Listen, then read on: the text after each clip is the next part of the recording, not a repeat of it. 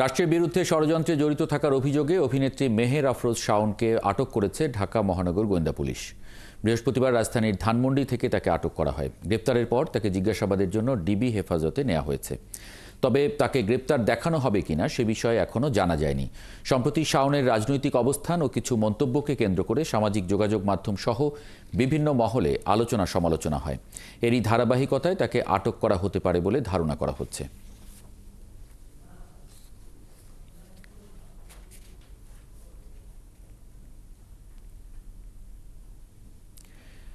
অভিনেত্রী মেহের আফরোজ শাওনের জামালপুরের গ্রামের বাড়িতে ভাঙচুর ও আগুন দেওয়া হয়েছে।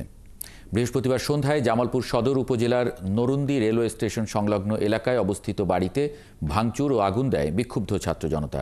শাওনের বাবা প্রকৌশলী মোহাম্মদ আলীর এই বাড়িটি তার পারিবারিক সম্পত্তি। এ সময় শেখ হাসিনার বক্তব্যের তীব্র প্রতিবাদ করেন বৈষম্য বিরোধী ছাত্র আন্দোলনের নেতাকর্মীরা।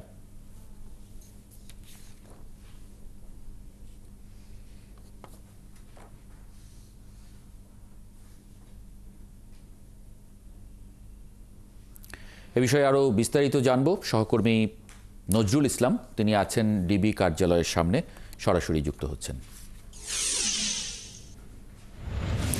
নজরুল ইসলাম, অভিনেত্রী মেহের আফরোজ শাওনের যে জিজ্ঞাসাবাদ, সেই জিজ্ঞাসাবাদের বিষয়ে কোনো তথ্য যদি জানা থাকে একটু জানাবেন আমাদের।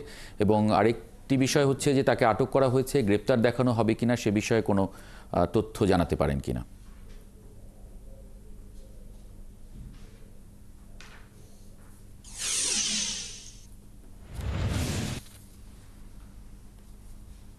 মাহবুব, আপনি যেমনটি বলছিলেন এবং সংবাদ প্রচার হচ্ছিল যে মেহের আফরোজ শাওন মানে কথাসাহিত্যিক হুমায়ুন আহমেদের স্ত্রী এবং নির্মাতা মেহের আফরোজ শাওনকে সন্ধ্যা 6টার কিছু সময় পরে বাংলাদেশ পুলিশের ডিটেকটিভ ব্রাঞ্চ ধানমন্ডি থেকে ডিবি কার্যালয়ে নিয়ে আসা হয়। মিন্টু রোডের যে ডিবি কার্যালয়, সেখানে আসলে এখন পর্যন্ত সুনির্দিষ্ট কোনো অভিযোগ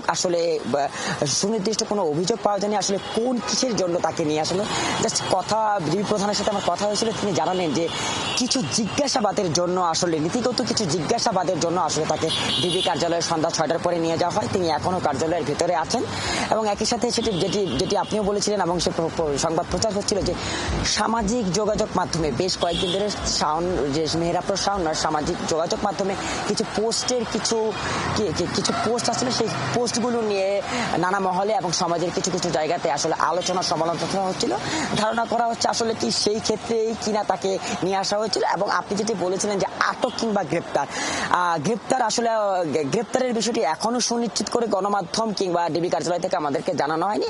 এবং আটকের বিষয়টি যেটা হয়েছিল, তিনি যে ডিবি প্রধানের সাথে কথা হয়েছিল, তিনি আমাকে জানালেন যে আসলে কিছু নীতিগত বিষয়ে জিজ্ঞাসা করার জন্য তাকে ডেকে এখানে নিয়ে আসা হয়েছে।